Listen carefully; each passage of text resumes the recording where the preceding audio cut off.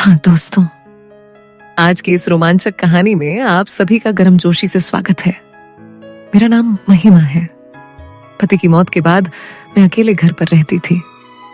मैं 30 साल की उम्र में ही विधवा हो गई थी, लेकिन मैं अकेली नहीं थी। मेरे साथ मेरा बदन था। 30 साल की विधवा होते हुए भी मैंने अपने सुडौल बदन को काफी मेंटेन किया हुआ था। एक दिन सुबह उठकर मैं रसोई घर में चाय बना ही रही थी कि तभी हल्की हल्की सी बारिश होने लगी। ये बारिश मेरे अकेलेपन को और गहरा कर रही थी। मैंने चाय के साथ गरम गरम पकौड़े भी तल दिए। तैयारी पूरी करने के बाद मैंने खिड़की बंद कर दी और टीवी की आवाज तेज कर दी। मैंने काले रंग की एक नाइटी पहनी हुई थी जो मेरे बदन को कस कर थामे हुए थी और जिसमें मैं बहुत ही सुंदर लग रही थी। मैं मस्ती में नाचने लगी और खुद को दीवार पर लगे बड़े आईने में देखने लगी। मेरे खुले बाल और थिरकता बदन उस पल सिर्फ मेरे थे। मैं मस्ती में डांस कर ही रही थी कि तभी दरवाजे की बेल बजी। मैंने झट से टीवी की आवाज कम कर दी और एक पारदर्शी दुपट्टा सिर पर नहीं बल्कि अपने सीने पर डाल लिया। मैंने दरवाजा खोला तो बाहर कुरियर वाला खड़ा था। वह 22 साल का एक जवान लड़का था जिसका बदन काफी सुडौल और मजबूत था। बारिश की वजह से उसके कपड़े गीले थे और वे उसकी मांसपेशियों से चिपक रहे थे। वो पहले तो मुझे काफी देर तक देखता रहा, जैसे किसी मूर्ति को देख रहा हो, और फिर बोला, मैडम, महिमा के नाम से आपका पार्सल आया है। मैंने हाँ कहा।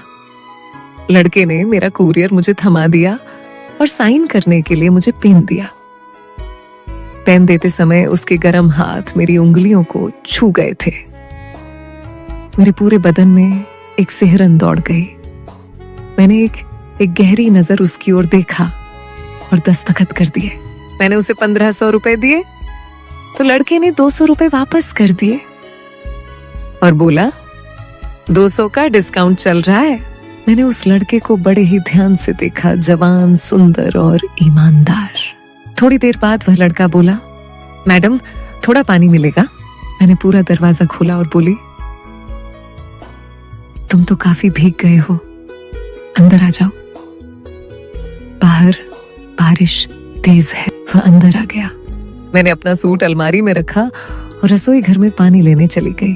अब मैंने अपनी छाती से दुपट्टे को जानबूझकर अलग कर दिया था। कुछ देर बाद मैंने लड़के को पानी दिया।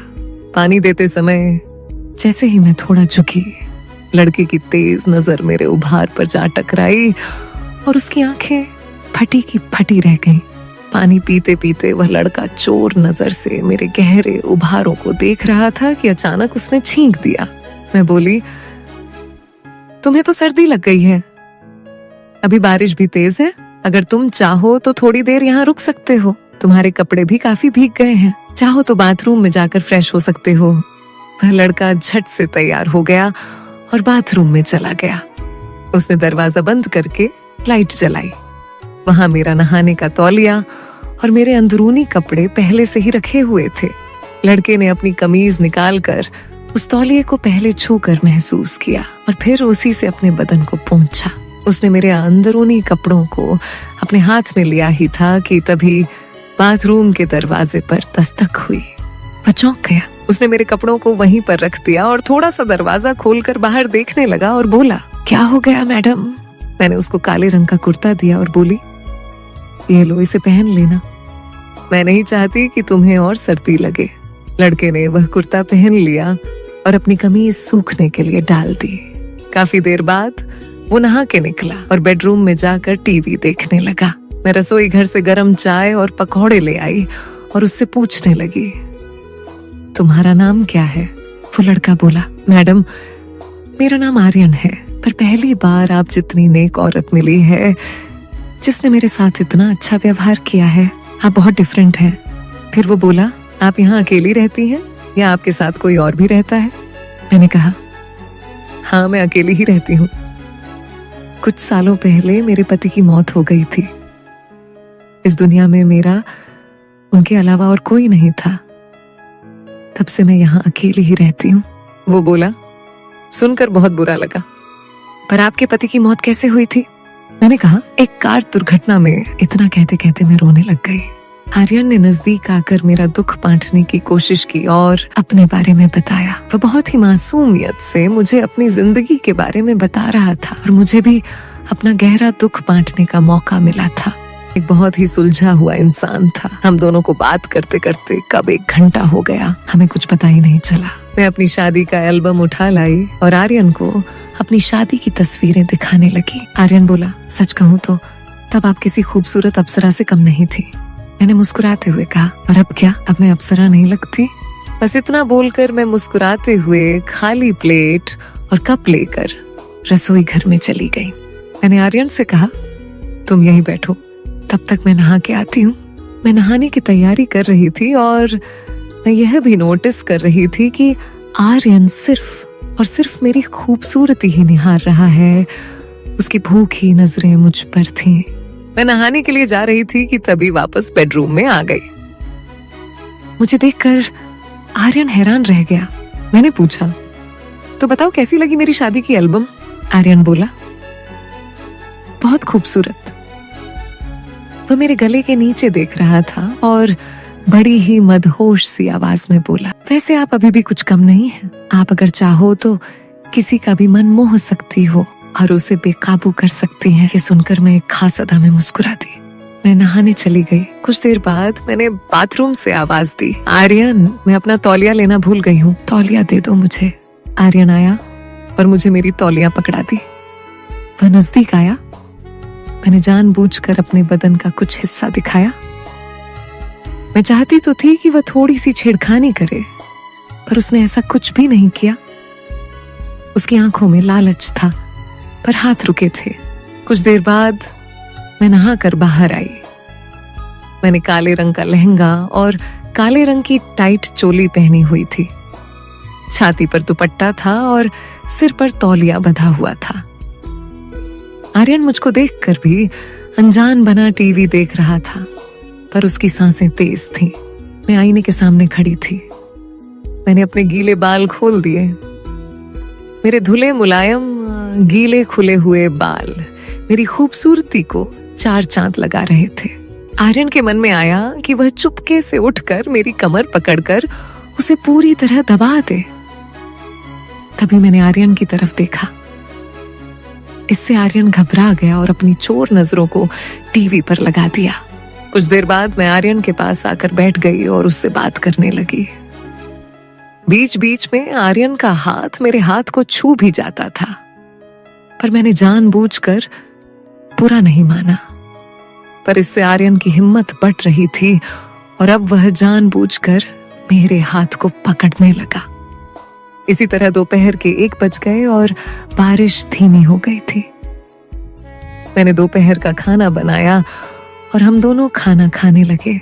आर्यन ने पूछा, आप दोबारा शादी क्यों नहीं कर लेती? आप तो अभी जवान हैं और वैसे भी कोई पागल ही होगा जो आपसे शादी करने के लिए मना करेगा। मैं बोली, तुमने अभी तक शादी क्यों नहीं की? आर्यन बोला, माँ तो कई बार जिद करती हैं शादी के लिए, पर मैं ही टाल देता हूँ। मैं उनसे कह देता हूँ कि अभी तक मुझे कोई लड़की पसंद नहीं आई है, जब पसंद आएगी तो कर लूंगा। मैंने पूछा, तो कैसी लड़की पसंद है तुम्हें? वो बोला, वही जो आपकी तरह समझदार हो, घरेलू काम जानती हो, जो मुझे रोज गरम गरम चाय और बिल्कुल आप जैसे पकौड़े बनाकर खिला सके। मैं उसका भाव समझते हुए बोली, पर आर्यन, मैं तो तुमसे 8 साल बड़ी हूं और विधवा भी हूं। आर्यन बोला, तो क्या हुआ? आपके पति की मौत एक हादसे में हुई थी, पर इसका मतलब यह तो नहीं कि आप जिंदगी भर अकेली रहो।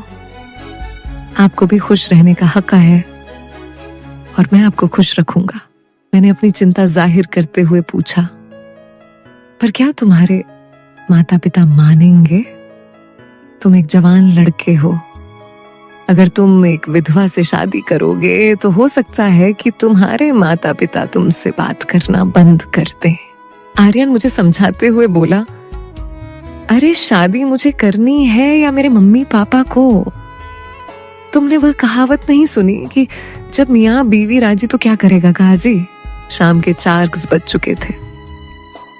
तभी आर्यन के फोन पर एक कॉल आया। उसकी मम्मी ने फोन किया था। वह बात करने के लिए रसोई घर में चला गया। मैं दीवार से कान लगाए आर्यन की सारी बातें सुन रही थी। तभी आर्यन बोला, नहीं मम्मी, अब आपको कोई लड़की देखने की जरूरत नहीं है। मुझे यहाँ एक लड़की पसंद है और मैं उसी से शादी करूंगा। ये सुनकर मैं शर्मा गई और नजरें बचाकर आर्यन को देखने लगी। इसके बाद आर्यन ने फोन काट दिया और मैं पीछे से आकर उससे लिपट गई। आर्यन ने मुझे कसकर अपनी बाहों में भर लिया और तभी बारिश दोबारा शुरू हो गई, जैसे प्रकृति हमारे रिश्ते को मंजूरी दे रही हो। मैंने आर्यन को रोका।